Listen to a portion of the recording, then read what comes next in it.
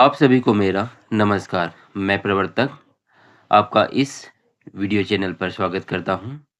हम सीख रहे हैं इंग्लिश बोलना बिल्कुल ज़ीरो से।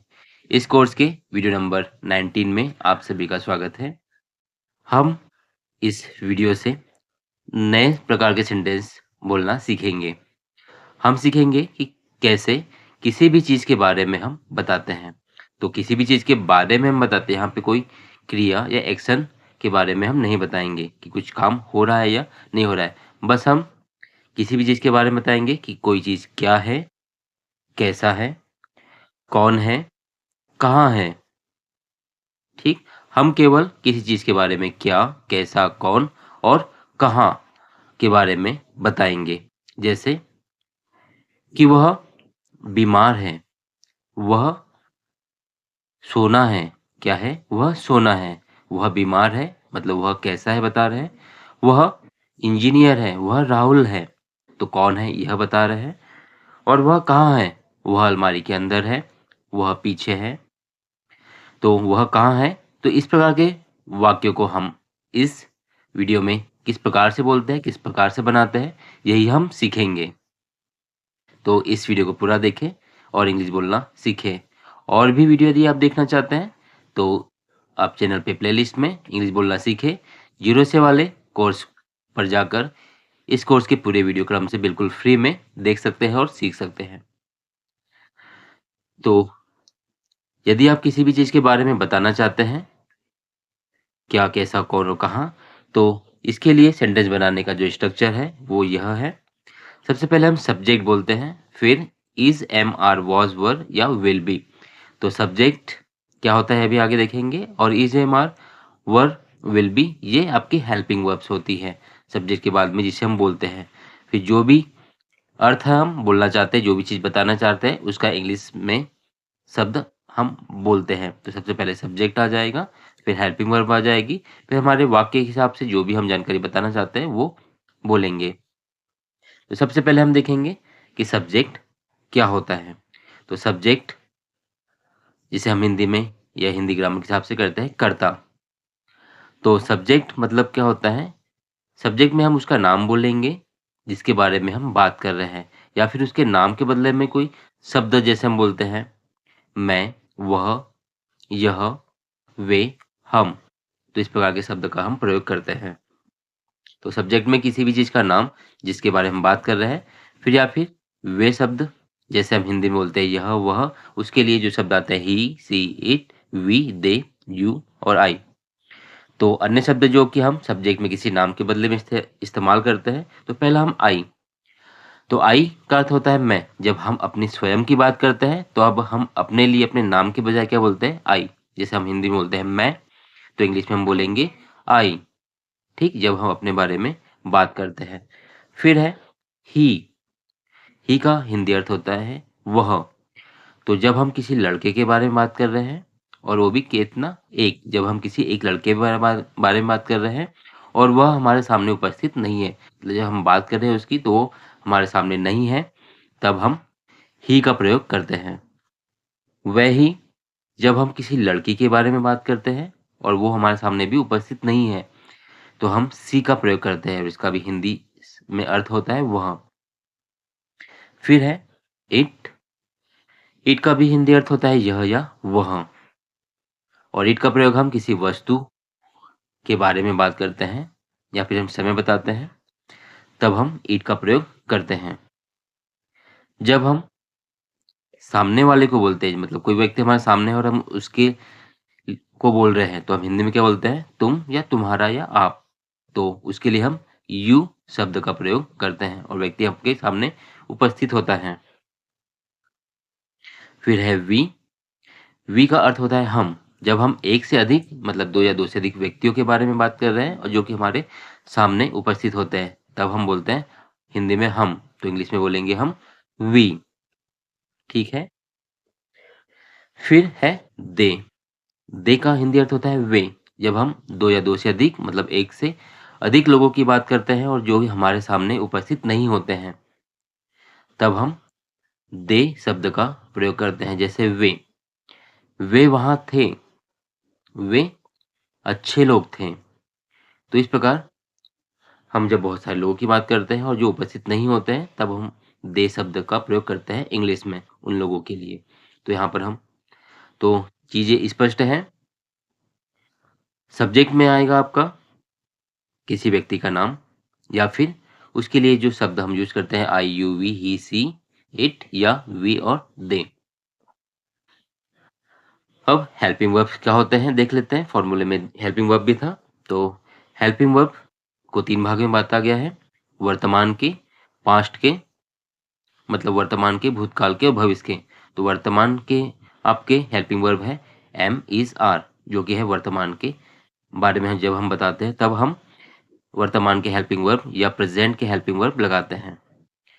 अब ये है 3 तो और जो हमारे प्रोनाउंस हैं या जो अदर शब्द हैं जो नाम के बदले उपयोग करते हैं वो है आपके ही, सी, इट, वी, दे अलग-अलग है। तो एम जो हेल्पिंग वर्ब है वो हम आई के बाद बोलते हैं। मतलब आई के बाद आपको एम बोलना है। और इज़ जो हेल्पिंग वर्ब है वो किसके बाद बोलेंगे हम? कोई सिंगुलर मतलब कोई एक चीज़ का नाम बोल रहे हैं या फिर ही, सी, इट बोल रहे हैं तब उसके बाद हम इज़ बोलेंगे। अब अगली हेल्पिंग वर्ब है आर। आर का प्रयोग हम 2 या 2 से अधिक वस्तुओं की बात कर रहे हैं तब हम आर का प्रयोग करते हैं। मतलब हम प्लूरल या बहुवचन के लिए आर का प्रयोग करते हैं। एकवचन के लिए इज़, सिंगुलर के लिए। और आर का प्रयोग हम कब करते हैं? जब हम 2 या 2 से अधिक बात के बारे में बात करते हैं या फिर सिंपल बहुवचन के बारे में बात करते हैं यदि आप ग्रामर जानते हैं। या फिर कहेंगे कि दे या वी जब हम बोलते हैं तो उसके बाद आपको आर बोलना है। तो सभी helping verb is am are आपको वर्तमान के वाक्य के साथ में बोलना है। परंतु आप यदि भूतकाल के बारे में बात कर रहे हैं मतलब पुरानी बात कर रहे हैं, बीते समय की बात कर रहे हैं, तब हम हेल्पिंग वर्ब वाज़ या वर लेंगे। ठीक? तो भूतकाल के वाक्य में केवल 2 हेल्पिंग वर्ब आएगी, वाज़ या वर। तो वाज़ जब हम एक चीज़ के बारे में बात कर रहे हैं मतलब सिंगुलर है, एकवचन है, तब हम वाज़ शब्द का प्रयोग करेंगे। और या फिर अन्य शब्द बोल रहे हैं हम, जैसे आई के साथ वाज़ बोलेंगे, ही के साथ भी वाज़, सी के साथ भी, इट के साथ भी वाज़ हम कहेंगे। या फिर किसी का नाम है तो भी हम वाज़ बोलेंगे क्योंकि वो नाम तो एक ही व्यक्ति का होगा। फिर है वर, जब 2 या 2 से अधिक वस्तु के बारे में बात कर रहे हैं या व्यक्तियों के बारे में बात कर रहे हैं, तब हम सब्जेक्ट के बाद में वर बोलेंगे।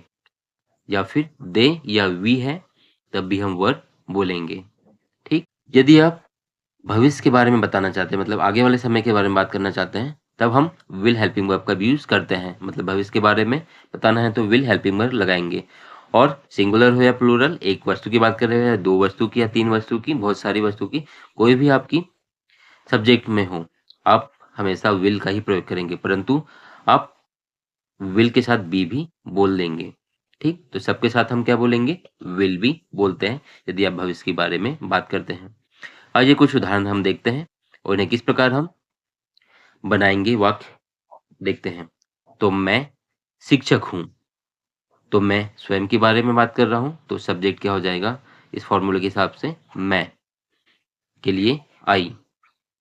फिर हेल्पिंग वर्ब लेना है इतने सारे में, प्रेज़ेंट की बात करें, वर्तमान की बात करें तो इज़ एम आर में से क्या आ जाएगा आपका एम, आई के साथ हम बोलते हैं एम, तो आई एम।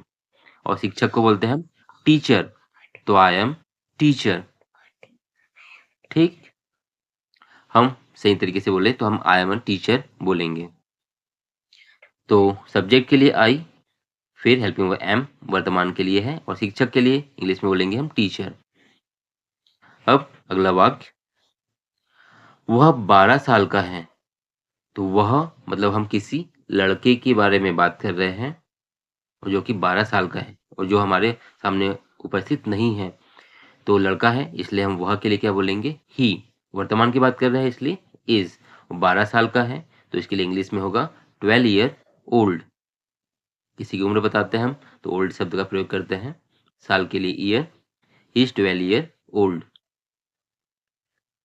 अगला वाक्य, फूल ताजे हैं, तो फूल तो बहुत सारे फूलों की बात कर रहे हैं इसलिए फ्लावर्स। और बहुत सारे हैं, बहुवचन है इसलिए हेल्पिंग वर्ब क्या आ जाएगी आर। और फिर ताजे के लिए इंग्लिश का शब्द है फ्रेश, फूल ताजे हैं। तो फ्लावर्स आर फ्रेश। तो क्लियर है? अब अगला वाक्य, वह बैंक में मैनेजर थी। तो पहली चीज़, वाक्य आपका पास्ट का हो गया, भूतकाल का हो गया, और किसी लड़की के बारे में बात कर रहे हैं तो वह और वो एक है और उपस्थित नहीं है, तो उसके लिए आ जाएगा सी। सबसे पहले क्या बोलेंगे हम? सी। भूतकाल की बात कर रहे हैं तो सी के साथ बोलेंगे हम वॉज। वो मैनेजर थी बैंक में, तो manager in bank. She was manager in bank. तो जिस प्रकार से हम इन वाक्यों को बोलकर प्रैक्टिस करते हैं, तो ही बोलेंगे, सी बोलेंगे, आई बोलेंगे, तो आई के साथ एम। तो हम बोलकर जब बार-बार प्रैक्टिस करते हैं, तो हमें हेल्पिंग वर्ब याद रखने की ज़रूरत नहीं पड़ती है कि आई के साथ एम आएगा, सी के साथ वॉज़ आएगा या सी के साथ इज़ आएगा। अपने आप ये हमारे ज़बान से निकलते हैं, हमारे मुँह से निकलते हैं।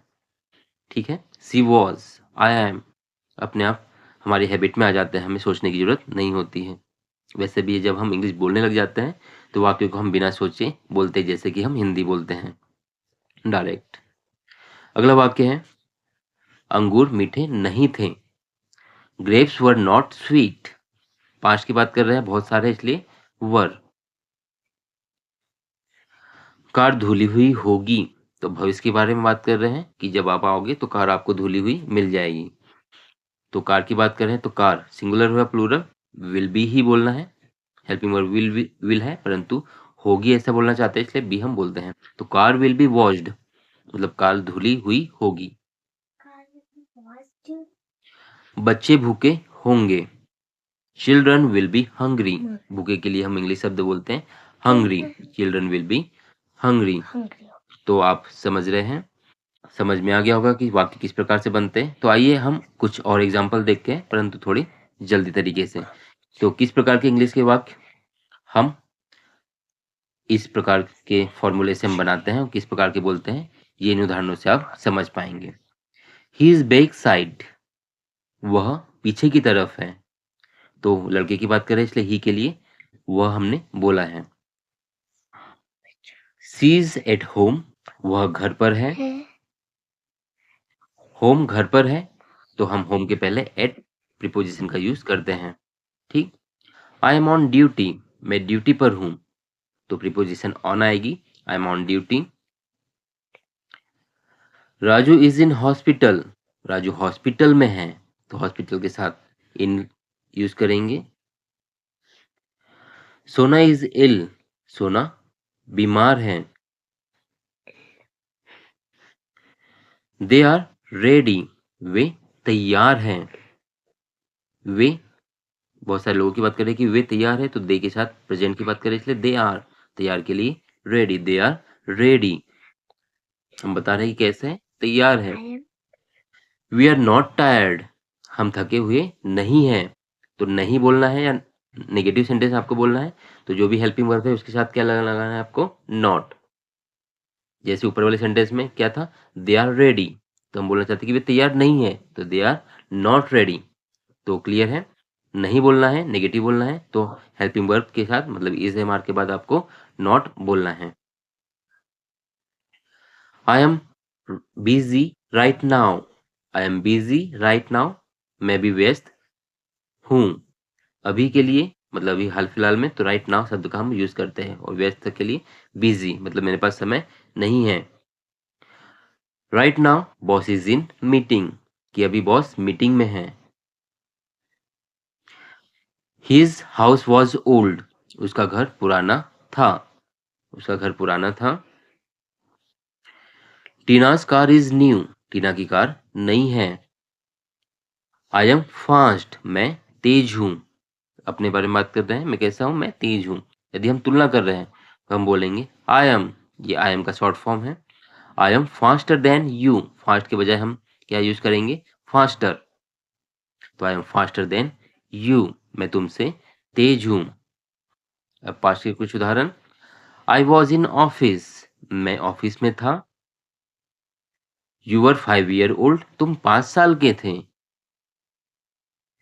He was in 8th class, वह 8वीं क्लास में था।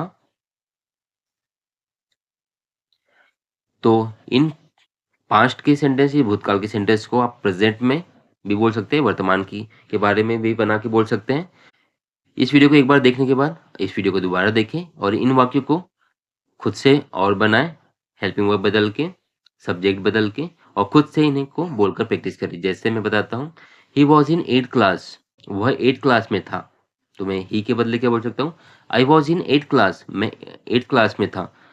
यदि मैं सामने यू के साथ बोलता हूँ तो क्या बोलूंगा, you were in 8th class, तुम 8वीं क्लास में थे। तो इस प्रकार हम हेल्प सब्जेक्ट बदल के अलग अलग वाक्य बोल सकते हैं, या फिर नेगेटिव बोल सकते हैं कि he was in 8th class, he was not in 8th class. ठीक, Rahul was in 8th class.